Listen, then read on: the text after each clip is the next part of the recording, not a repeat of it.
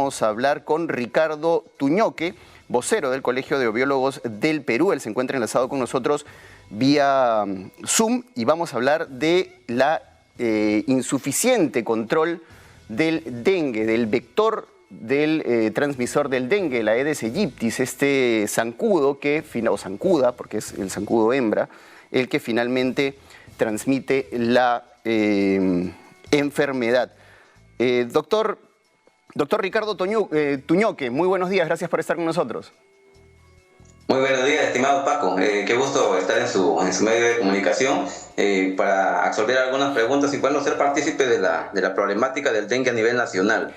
Así es, Ricardo, muchas gracias por estar con nosotros más bien. Y yo quería empezar preguntándole cómo solucionamos el problema del dengue. El dengue no es un problema nuevo en el Perú, de hecho es una enfermedad endémica en nuestro país, pero que ante la inacción de las autoridades, ante la mala gestión de los distintos entes rectores que tienen que velar porque esto no se convierta en una epidemia o no se salga de control, parece que no están funcionando las cosas. ¿Qué está fallando en la prevención y control precisamente del vector del dengue que parece descontrolado por lo menos en los 2 últimos años, más allá del problema climático que por supuesto es una variable significativa?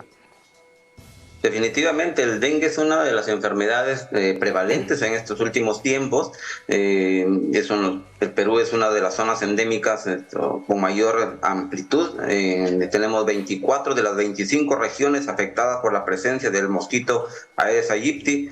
Solamente nos queda una región Moquegua, libre de presencia del mosquito.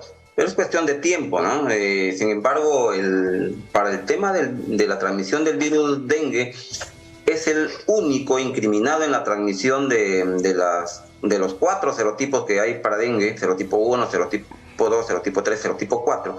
El Aedes aegypti es el único incriminado en la transmisión de los virus en el hombre.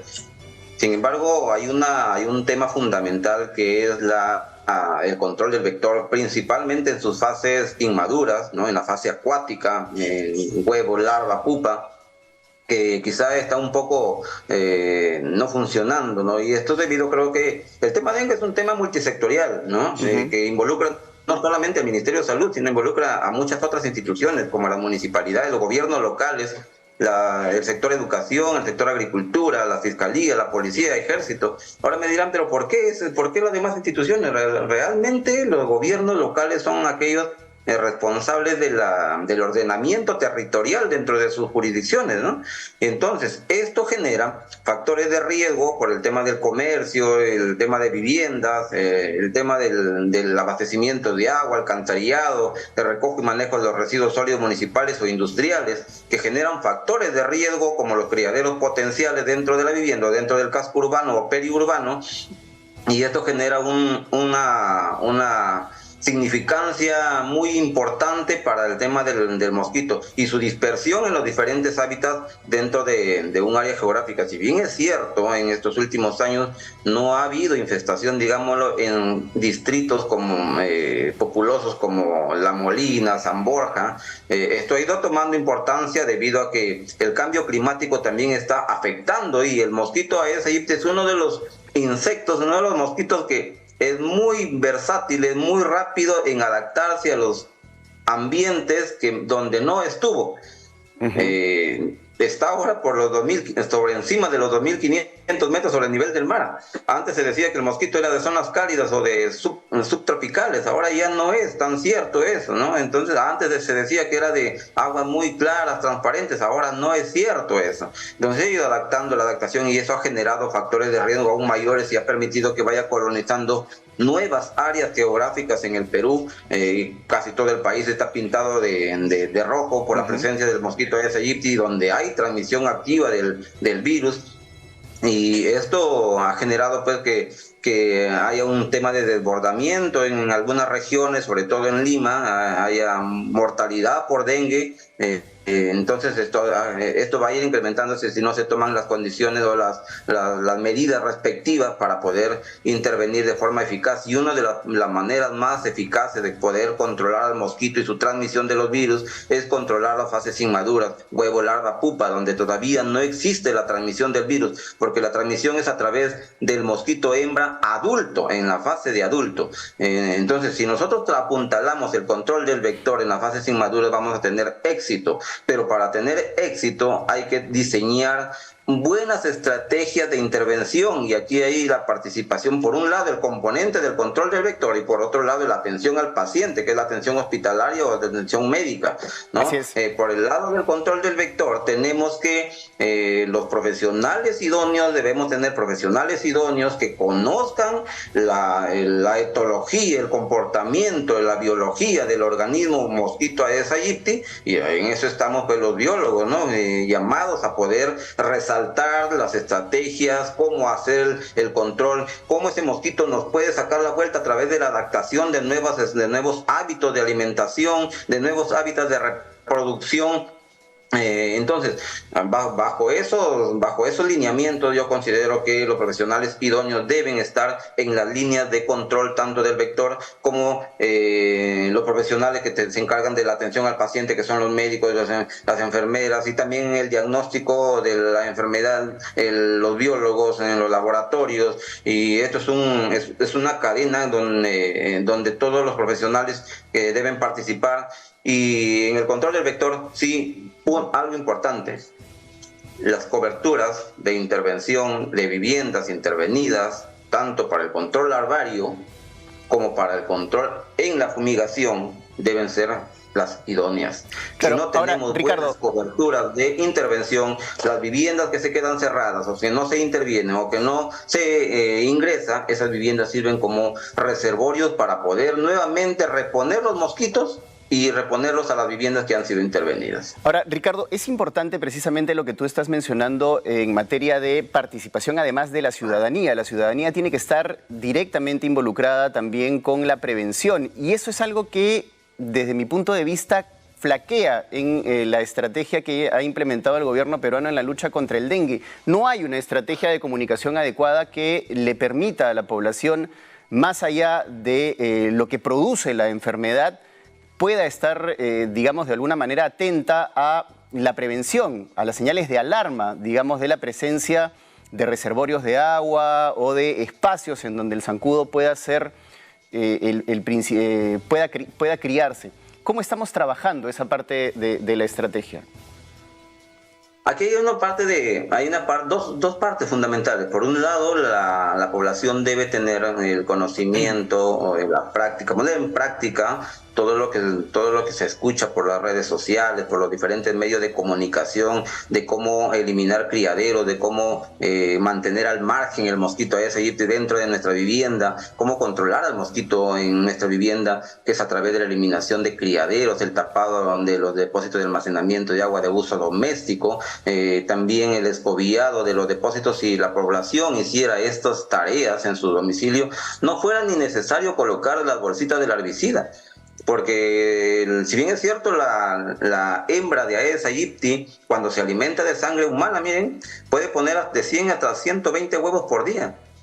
Cuando se alimenta de sangre de animales, puede poner entre promedio 50 huevos por día. Y cuando no encuentra sangre humana ni de animales, puede alimentarse de néctares, de azúcares, de savia de las plantas, puede poner entre 10, 20 huevos por día. Entonces, la gran cantidad de huevos, cuando se alimenta con sangre humana, lo vuelve una